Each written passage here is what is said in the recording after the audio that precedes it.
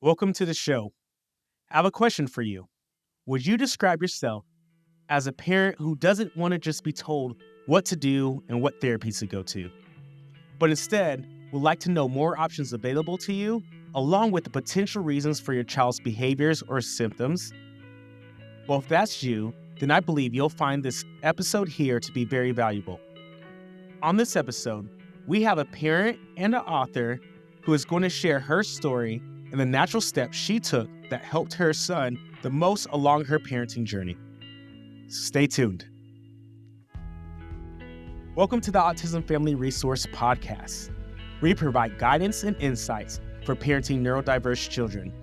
From Pure Hearts Therapy, I'm your host, Brian Keene. Hello, everybody. Welcome back to the show. On today's episode, we have Karen Thomas, who is a mother of a son who was once diagnosed with autism. And as of today, her son's symptoms of autism are now gone. Karen is also the founder of Naturally Recovering Autism and is sharing her story with parents worldwide. Welcome to the show, Karen. Thank you, Brian. I'm so happy to be here. Awesome. Would you like to go ahead and follow up on your intro and tell us a little bit more about you? Sure. I know it's interesting when parents hear she had a son who was once diagnosed with autism and now his symptoms are gone, because a lot of people have never heard that autism recovery is possible. And I do like to always state that every child's level of recovery is different, and the definition is to regain health. But parents who were once told their children could never speak, or their child was in screaming tantrums and now their children are calm and they're speaking. These are the kinds of things we want to allow our children to live to their full potential, and whatever that may be.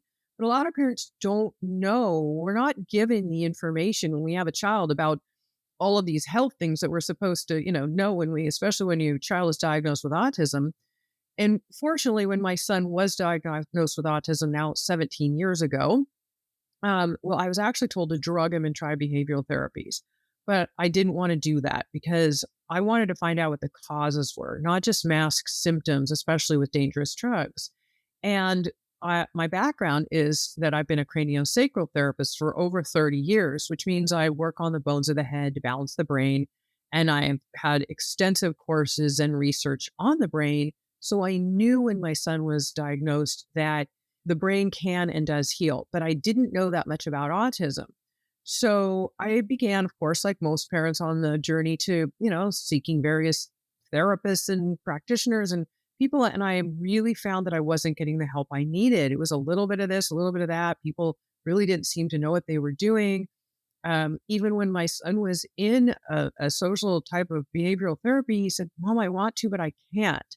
And it was really heartbreaking for me to hear him say that, because I thought, why can't he? I mean, this was a child who was obviously extremely intelligent, as most kids with autism are. And I thought, why can't he do these things? What? And it was hurting his self-esteem. And, so finally, even the therapist agreed with me. I said, this isn't working. Something I have got to figure this out before I can, bring him to where this might give him benefits. So it took me a decade of trial and error and research, and just extensive research, and implementing various supplements and diets and all of the things that parents are now doing that are likely listening to this. And it took a long time, like I said, a decade. But today, my son's symptoms of autism are all gone. He actually never needed to go back to therapy.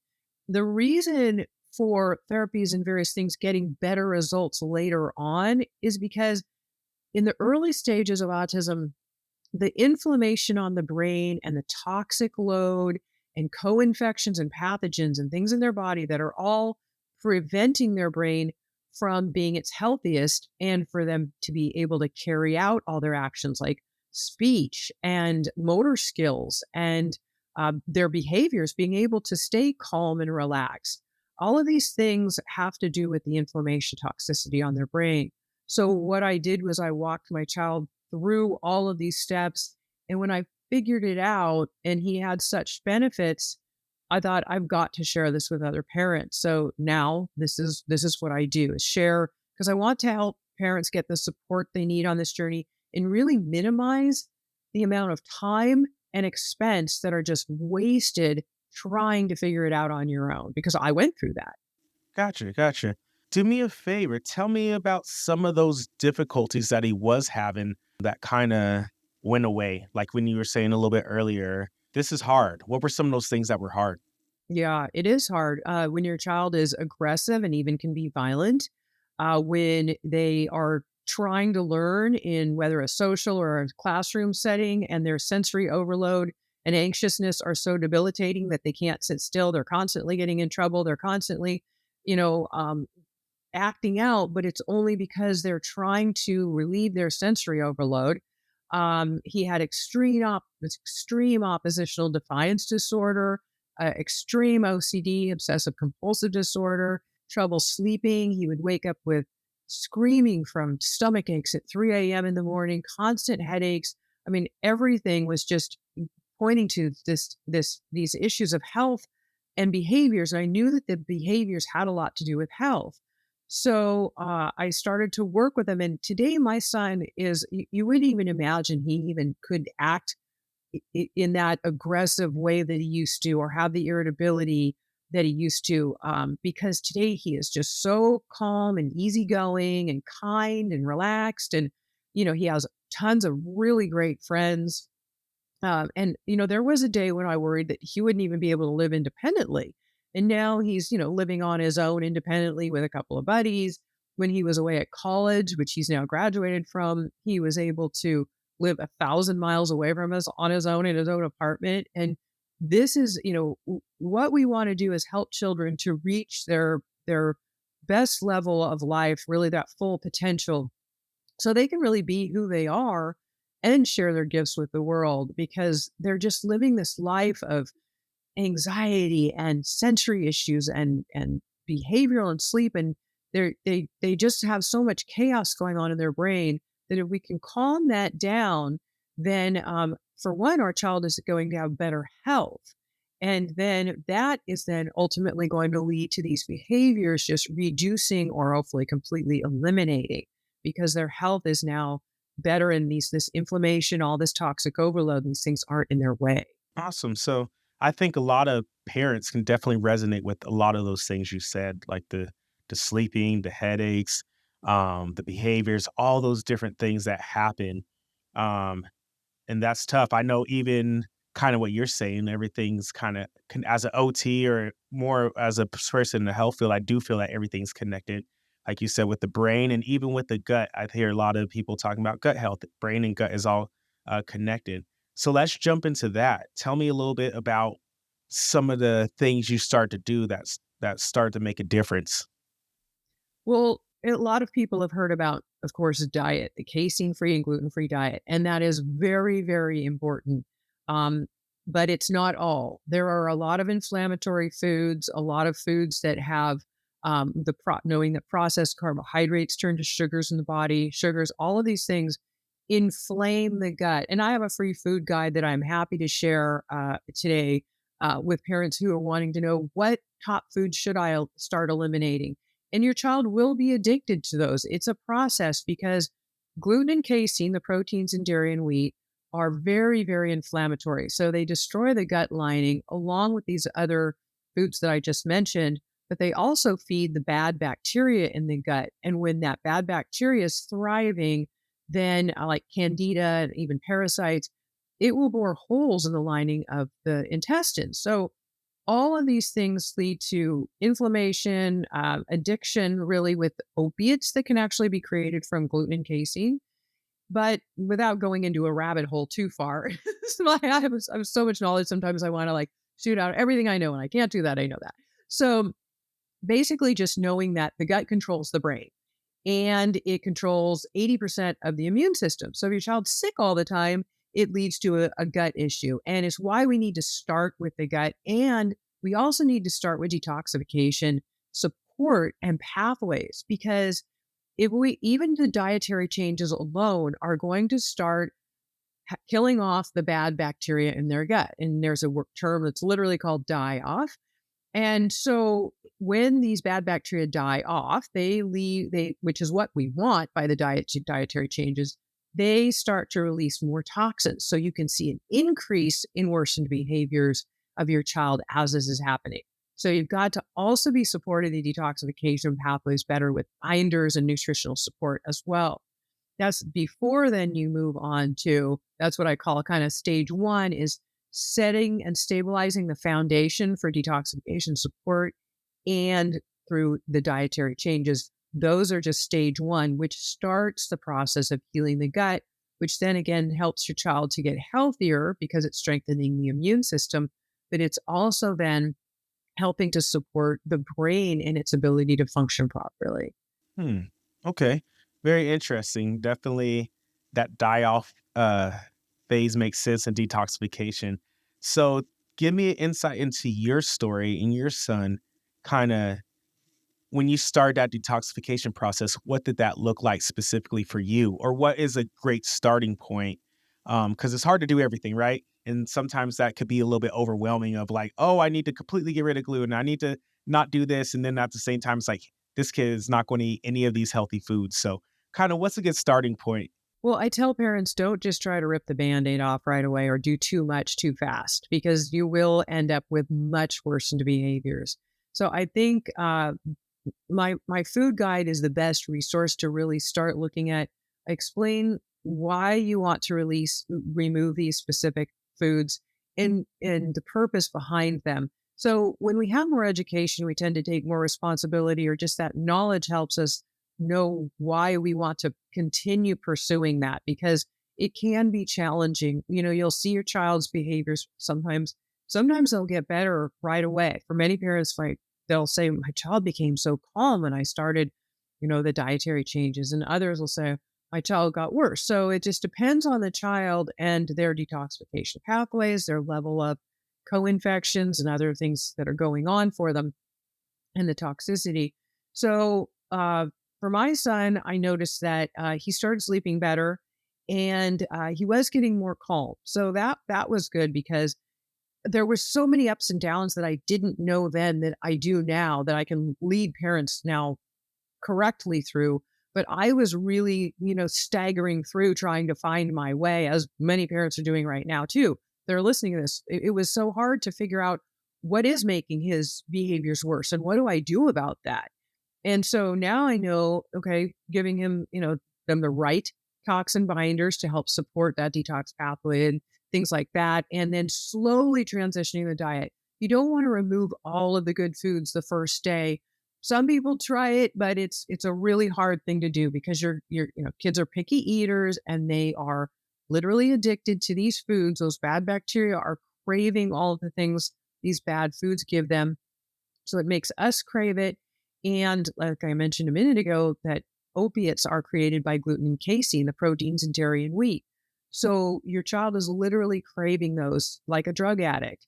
And so you'll want to just start reducing those foods in the beginning, not just eliminating them completely, maybe, especially if that's too hard. Just slowly start adding in healthier foods and reducing these foods. I don't know if you want me to give the link to my food guide yet, or if you want me to give that at the end. It's up to you, Brian, but I just want to make sure that I offer that to parents, because I know this is very challenging. And it's the hardest part at first, is how do I make these dietary changes and what do I do? So if you're okay with it, I'll just give it now. It's easy. It's naturallyrecoveringautism.com/7 foods. And that's the number 7 in foods with no spaces. But you've got to, I always say, don't worry about trying to do it all at once or doing too much too fast, because that's going to lead you into more overwhelm. Your child can get worse, and you're then battling them at that. And parents are already overwhelmed. And then the stress involved with being a parent of a child with autism is intense. And I know I've lived it, and there's not much of a break from it. So you really don't want to make it much worse for yourself. But you've got to start the process. So that's what I say, is just take little steps one at a time. And each little step you take is going in the right direction. And remembering that autism recovery is not a sprint. It's a marathon. It takes a few years for, things to really process, but you can definitely see results along the way. But that's what it's really important to know, is just, take your time, because I know that you're overwhelmed. And for parents, make sure you're taking care of yourself as well, please. Hmm. That's huge. That's important. Take care of yourself as well. And then also, I think I can caveat on that. Sometimes we got to check and see what foods we're eating because sometimes we're eating the foods that are just as bad for us. I can say personally that I was someone who never really ate greens, salads, any of that. So it's like, oh, this tastes horrible. But once I'd like you said, baby steps, I think that's huge. I start adding, okay, let me do one salad a day. And then it started, my body started to get used to it. It didn't taste as bad. And then all these other foods started to feel really sugary and extreme. And I was like, oh, wait, what's going on here? So I love what you said about baby steps because that is a lot. Just if your child right now, oh, like I work with certain kids, is like he'll only eat certain brands of chicken nuggets or only eat this specific pizza. So that's why I kind of want to know, okay, what was some of those steps you took? So give me an example, maybe specifically of something like maybe your son ate chicken nuggets. What was a replacement that you made that was actually doable for him without him kind of having too much pushback? I think if you switch to organic foods, that will help a lot. Even if at the first, in the beginning, you're giving an organic chicken nugget and it still has the bad, the gluten covering on it and things like that. But at least you're not getting the antibiotics and hormones and additional pesticides because our kids are already so toxic, they really can't take more toxins. And so by doing that alone, it can be a step. So just finding something that's a better alternative. Then from there, you can move on to, replacing milk, cow's milk with at least even sheep's or goat's milk. But ultimately, going to almond milk or coconut milk or even hemp milk are good choices. There are a lot of substitutes that are good. Stay away from artificial sweeteners like aspartame and things like that because they are actually excitotoxins like monosodium glutamate. They will excite the brain cells to death. They actually make us worse. So you want to avoid those fake, anything that's fake. Stevia, organic stevia, and monk fruit are natural sweeteners that don't affect the blood sugar levels or feed candida in the guts. They're two safe things you can eat that can be added in any recipe. You can substitute sugar for monk fruit 1 to 1. You can substitute coconut flour or almond flour, almost 1 to 1 ratio for what the recipe calls for wheat flour. So just start making some substitutions. It will be a process of trial and error to find the things that your child will eat and likes. And you can mix it up. But any recipe that you even Google, so you say, okay, I want to try this or find a substitute, you can just replace that with good ingredients that I just mentioned. And then, just start practicing, that in a way will really be helpful too. Awesome. I love those. Those are all great tips with the sweeteners and everything like that. Are there any other, so the food is great. Are there any other tips you have as far as like other ways for detoxifying the body that you recommend to parents? And then also too, a lot of these substitutions, is that something that's on your website as well? On that food guide, it goes through the top 7 foods to eliminate for sure and why they're harmful. The full, dietary pieces and everything else. I have a podcast as well. So on the podcasts and blogs, you can go on my website, naturallyrecoveringautism.com, and just type, diet or recipes and things in the search bar. And some of these things will come up as well that I've done episodes on and written about. So there's more information for parents there for sure. But as you mentioned, going into further detoxification, I mean, setting the foundation in diet is essential, but it's stage one and what I call my 4-stage process. So stage one is, going through this. And as you're doing the dietary changes, it will take time. So you don't want to let that stop you from moving forward. What I use is a safe and natural form of heavy metal detoxification that is literally a spray that is tasteless. And it's easy to give to kids because all of these things, our kids don't want to take big pills, and getting an IV can be very traumatic.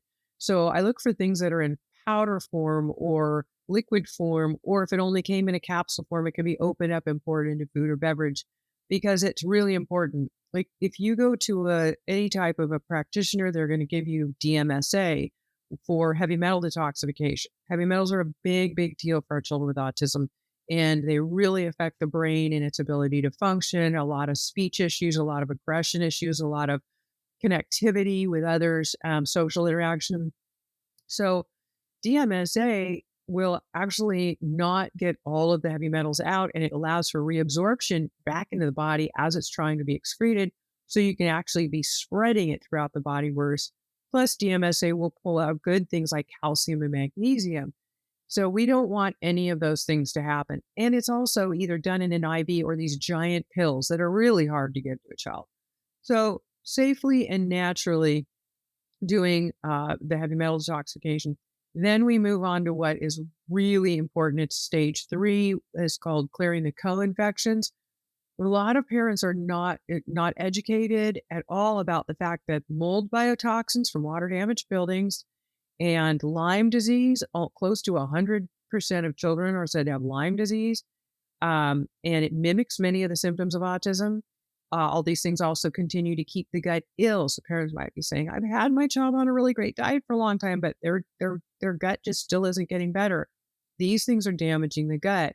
Parasites, of course, they're huge. Definitely affect the gut and the brain and behaviors. A lot of aggression. Um, and then PANS, pediatric autoimmune neuropsychiatric syndrome, or PANDAS, which is associated with strep. This is like when your child has an incredible flare of OCD, obsessive compulsive disorder, clinginess, fearfulness, anxiousness. They're just off the wall. All of a sudden, especially, can jump up. And it's because what PANS does is it's an autoimmune reaction. And this can happen from overly and too quickly detoxifying without proper support. So again, back to making sure you've got some deep detox support in place, because the immune system then begins attacking the brain, and that causes these behaviors. So these need to be worked with, safely as well. These are most antibiotic resistant.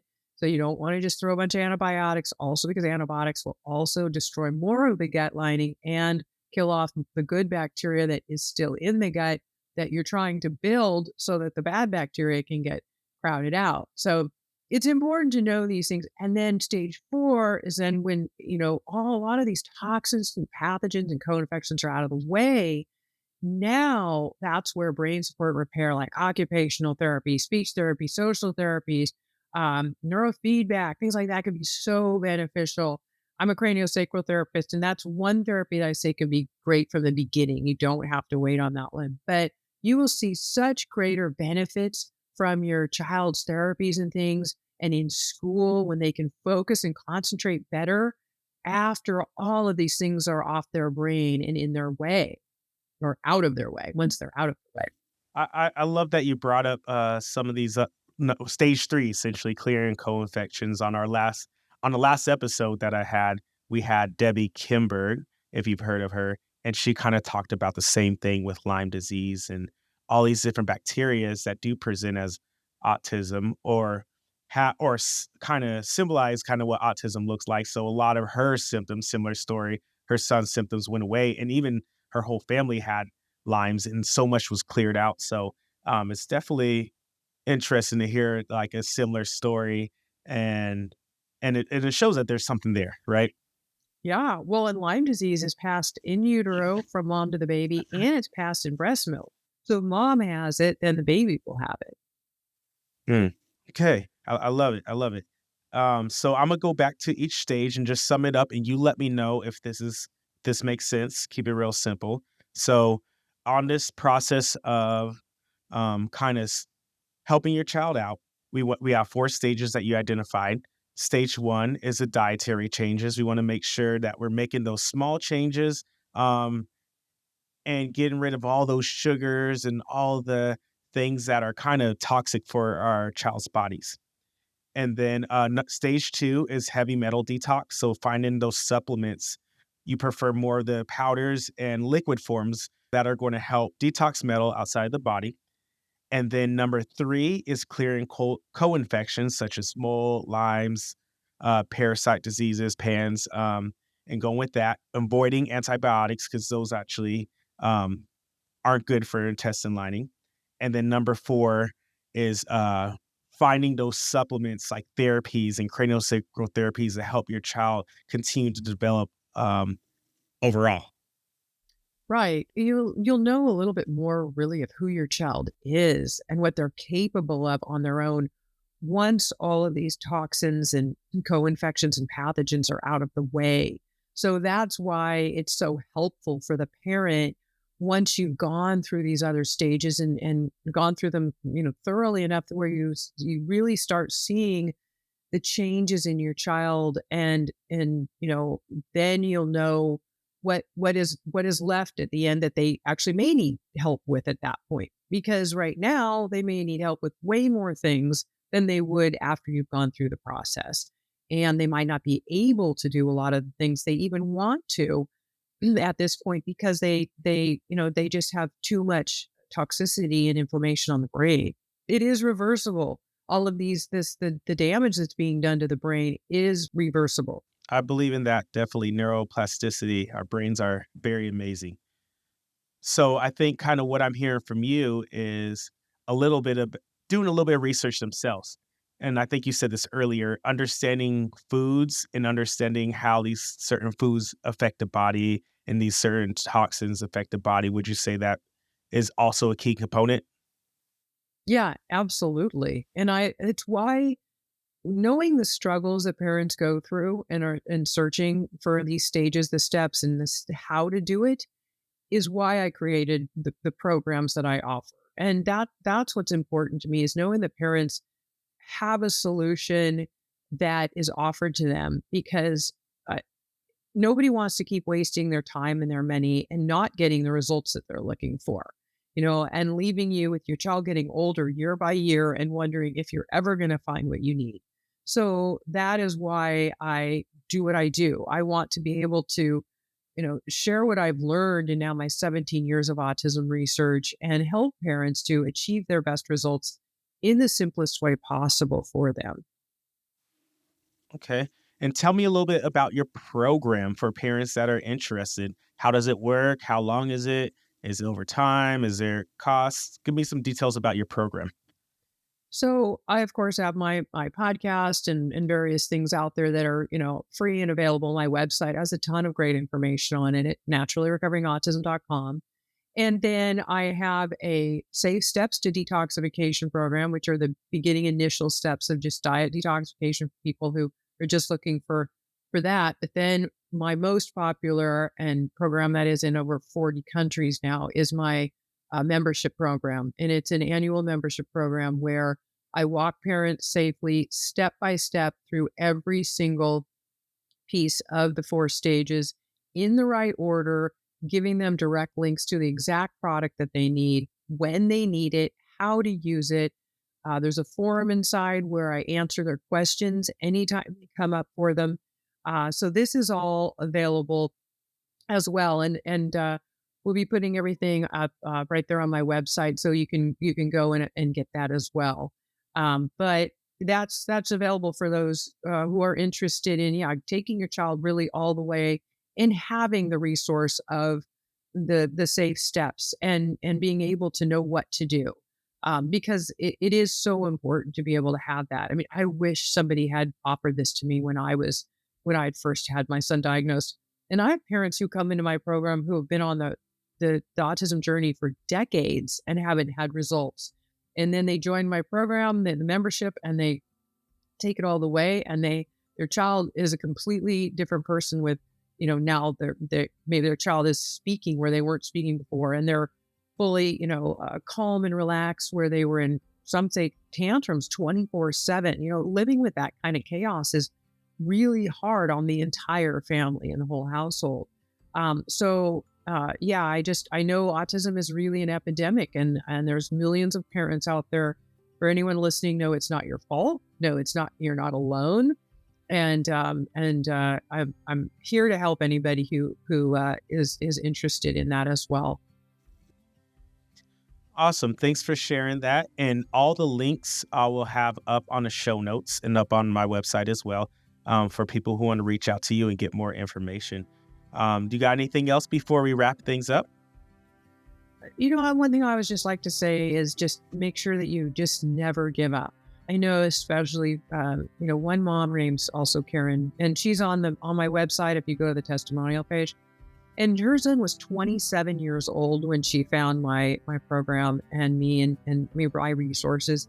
And she had tried a lot of things. She says she even has a video clip there you can see. And she said, we fought so hard.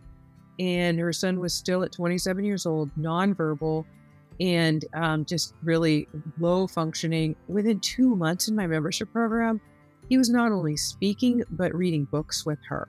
So, I always again say everybody's level of recovery is different, but if you know what to do, the right things to do in the right order, how to do it, and get support, you're going to see results that you likely have missed in the past with other things. And that's just what I want you to know is it's never too late. Don't give up and just keep going forward no matter what, because it's definitely worth it.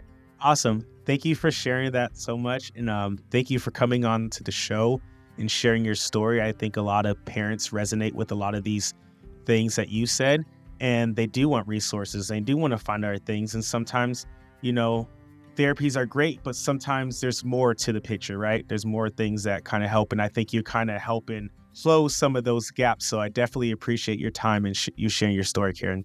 That's my pleasure, Brian. Thanks for having me on. I love having guests of various backgrounds come onto the show and share their resources and perspectives on care. As someone who's in the healthcare field, I do believe in taking a holistic approach by doing your due diligence, exploring all your options that are available, and determining what actions are best for you and your family's needs. I feel that as a society, overall, we are exposed every day to various environmental toxins like pollution, sugar, noise, and screen time, and we can feel overstimulated if our bodies can't process or handle these things, especially our autistic kids who typically are extra sensitive already to their sensory environments. I did appreciate having Karen come onto the show today. She had awesome resources and information to share with us, and her membership program sounds very enticing. The links to reach out to Karen will be located in show notes, so just go down to the show notes and you should find them there. Also, if you haven't got a chance to listen yet, I also recommend you listen to our last 2 episodes as they tie in well with the idea of brain and gut health and its relation to autism. In episode 26, Debbie Kimberg and her son talked about their fight with Lyme disease and Bordetella and how it was linked to many of their son's autism symptoms. And on episode 25, the autism dietitian Brittany Coleman talked about the importance of nutrition and the steps you can take to improve your child's diet. So I hope you got value from this episode and will continue to be an active advocate in your child's life. The resources shared in this show are created to empower your family to thrive. I believe community leads to growth and learning, so let's connect. Follow me on the Pure Hearts Therapy social media pages where you can contact me directly for questions. The links to this show and my contact information are in the show notes. Just scroll down in your podcast player or simply visit pureheartstherapy.com for more information. Thanks for listening to the Autism Family Resource Podcast. Subscribe now for more resources to empower your family to thrive and live their best lives. See you next time.